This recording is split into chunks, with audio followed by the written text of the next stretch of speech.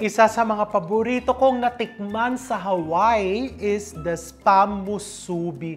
My gosh, I can eat that every day. And I was telling my sister, sige, gumawa tayo ng quick recipe video niyan.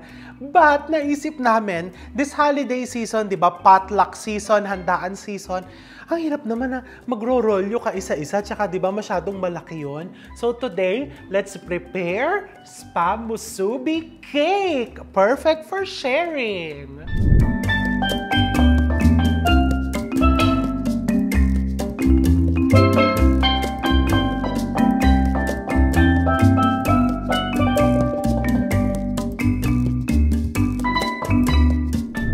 So I have here 2 cans of spam.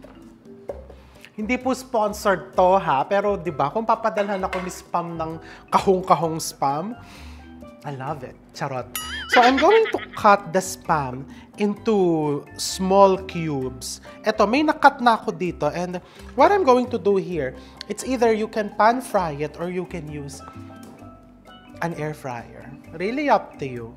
Kung saang proseso ka maligaya. Basta kailangan is mag-brown ng konti yung spam. Matusta ng konti, but hindi tustang-tusta kasi baka naman maging dry. So I'm just cutting this into smaller cubes, and then make sure na magsaing ka na din ng Japanese rice. If you don't have Japanese rice, you can just use malagkit.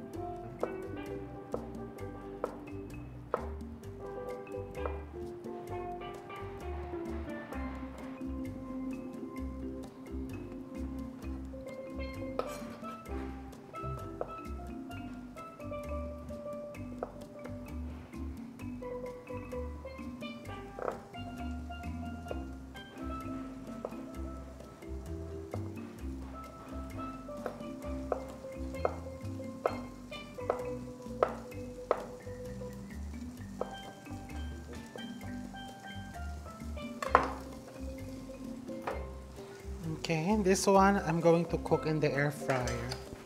Around 5 minutes. And then this one. Okay. Okay, so ready na tong spam ko dito. My gosh, nauna to kaysa dun sa air fryer. Okay lang yan. Now, let me show you how to assemble this. So, meron ako ditong round pan. This round pan, I'm going to line this with cling wrap. With plastic wrap.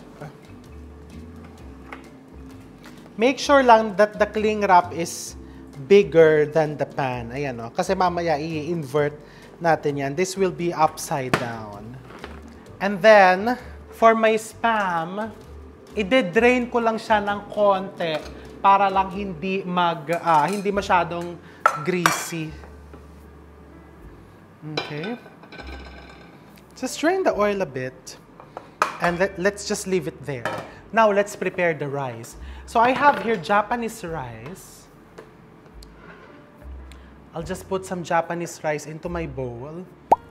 Actually, tansya-tansya lang po ito. Tansyahin mo na medyo mapupuno mo yung bowl. Yung pan pala, sorry. The pan is 9 inches. It's 9 by 2.5.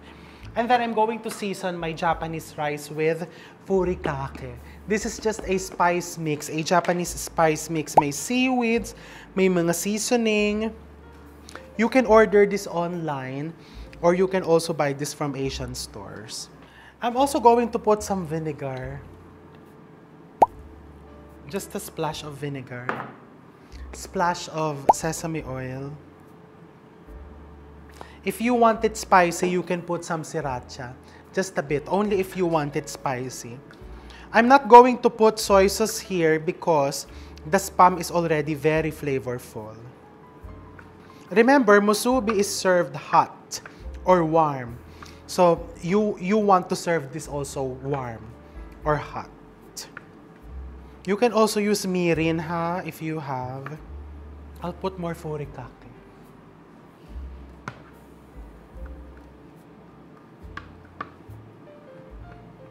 Okay, and now I think I'm ready to assemble it. Because the spam is ready. This one, hindi ko na kailangan i-drain because pumunta naman sa ilalim nung... Actually, wala namang nag-drain. Nagsayang lang ako ng huhugasan. My gosh. Okay, put the spam sa ilalim. Alug-alugin mo. Kasi here, you can do 2 layers, pero kasi yung classic na musubi, nasa ibabaw lahat. So, ibabaw natin lahat. Experiment ko lang po ito, ha? Baka naman magalit sa akin yung mga taga-Hawaii. Kasi, di ba, naisip ko nga, this is inspired by the sushi bake. Di ba, yung baked sushi, nakakatuwa yun. Ilalagay ko na po lahat yan. Kasi kung ako ririgaluhan mo ako nito sa Pasko, magugustuhan ko to. Ipapasok ko lang sa microwave. Okay. And then, ayan, pwede mong i-flat ng konti. And then next, you can put some good mayonnaise. This is just Japanese mayonnaise. Nag-aaksaya po ako. Meron pala ako dito. Kailangan kong simutin.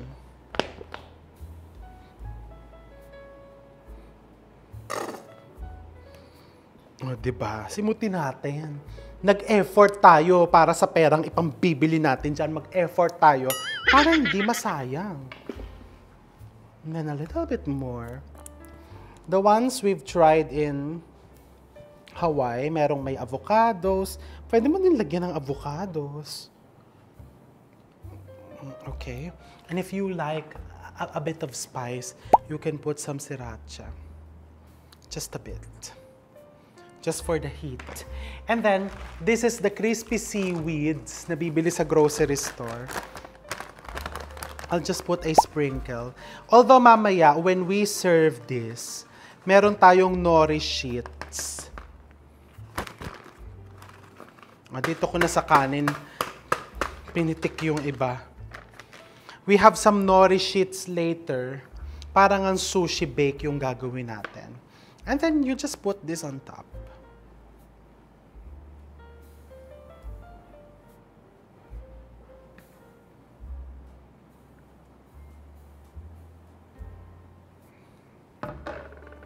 Kung kapos, pwede ka magdagdag pa ng konti. Dagdag pa tayo ng konti. Kasi pag mas marami yung spam, medyo maalat. Ayan, dahil kinapos. Hindi naman kailangan punong-puno, ha? Yung sapat lang. And then you just press it. O, diba? Pantay na pantay. Bonggang-bongga. Kung gusto mong pantayin pa, lagyan mo ng cling wrap, tapos ipantay mo pa. Okay. Now, I have here a cake board. Ibabaliktad ko yan papunta dito.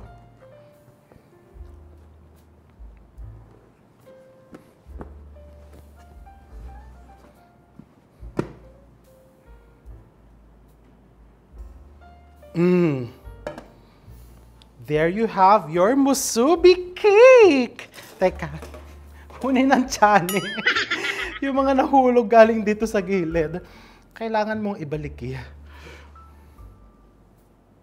It has to be complete. Baka timbangin nila yung sukat ng spam. O, diba?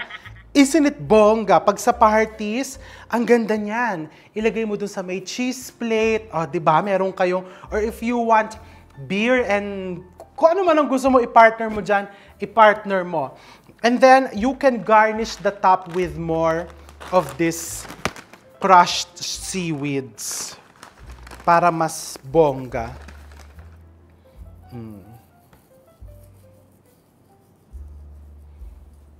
And then, on the side, maglagay ka ng seaweed, what's that? Yung nori sheets. It's super duper bongga. Okay, tikman na natin ang musubi cake. Diba? Super bongga yan. Whether you want to eat it just like this, tingnan ko nga kung meron akong pangsandok ng cake. O, halimbawa yan. Ano mo, ito na lang nga, oh. See? Gegetsang ka lang dyan.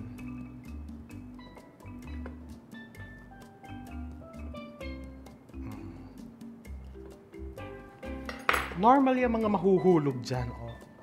Para mabilis mong... I'll try it without the nori. Oh my God. Ang sarap. Actually, pwede nga kahit sa Pyrex lang. Kung ayaw mo na mag-effort. Pero, oh, tingnan mo yung loob, oh. Yung layering ng mayonnaise, nung nilagay natin sriracha. And now, oh, pwede mong gawing ganyan yan. Parang sushi. Para talagang musubi. Ibabalot mo.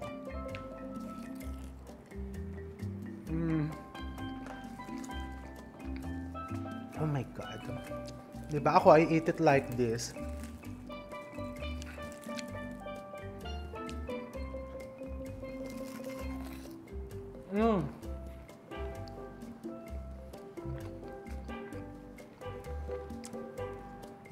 I love it. So what are you waiting for? Joanna, and happy holidays.